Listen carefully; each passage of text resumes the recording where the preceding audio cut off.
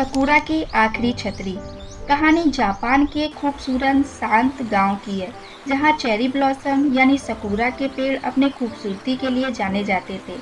यह कहानी एक पोते और उसकी दादी की है, जो हमें सिखाती है कि कभी-कभी खामोशियां भी कितना गहरा प्यार बयां कर सकती हैं। ताकाशी टोक्यो शहर की भाग-दौड़ भरी जिंदगी में इतना व्यस्त हो चुका था कि उसे अपनी बूढ़ी दादी की याद कम ही आती थी। दादी गांव में अकेले रहती थी। बचपन में ताकाशी के माता-पिता के गुजर जाने के बाद दादी ने ही उसे पाला था। एक दिन ताकाशी को गांव के डॉक्टर का फोन आया। ताकाशी, तुम्हारी दादी की तबीयत ठीक नहीं। एक डॉक्टर के नाते नहीं, एक पड़ोसी के नाते कह रहा हूँ, गांव वापस आ जाओ। ताकाशी तुरंत सब काम छोड़कर ट्रेन से गांव पहुंचा। जब वह घर के पुराने लकड़ी के दरवाजे को धकेलकर अंदर गया, तो उसने देखा कि दादी बिस्तर पर लेटी हुई थी। बेहद कमजोर और शांत हो गई थी और उनकी आंखें भी बंद थी। लेकिन जैसे ही उन्होंने ताकाशी के कदमों की आहट सुनी, उनके सूखे होठों पर गहरी मुस्कान तैर गई।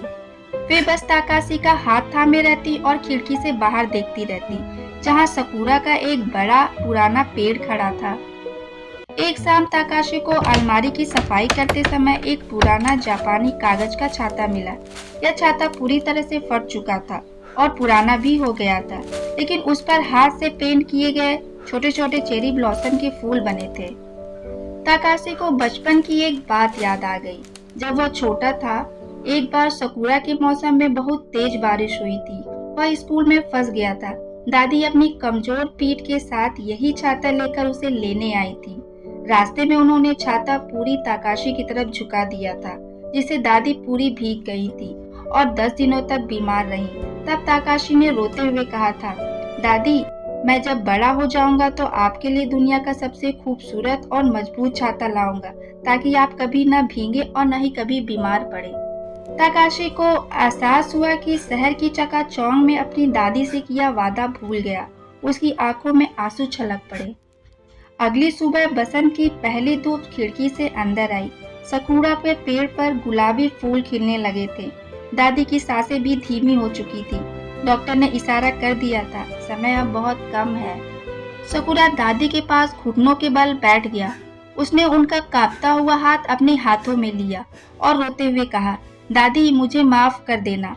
मैं आपके लिए नया छाता कभी नहीं ला पाया। मैं अपना किया वादा भूल गया।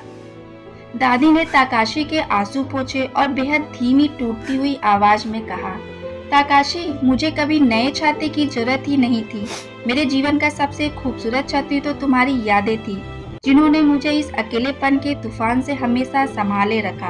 तुम वापस आ गए, मेरी छतरी पूरी हो गई। दादी ने खिड़की के बाहर देखा, जहाँ सकुरा की एक गुलाबी पत्ती हवा में तैरती हुई उनके कमरे के अंदर आई और दादी के हाथों पे गिर गई। दादी हमेशा के लिए आंखें बंद कर ली। उनके चेहरे पर असीम सुकून और शांति थी। दादी के जाने के बाद ताकाशी ने उस फटे हुए पुराने छाते को अपने कमरे की सबसे मुख्य दीवार पर सजा दिया। अब जब भी सकुरा का मौसम आता और बारिश होती, तो ताकाशी खिड़की के पास बैठकर चाय पीता। उसे महसूस होता कि उसकी दादी आज भी एक अदृश्य छतरी बनकर उसे प्यार और आशीर्वाद दे रही है।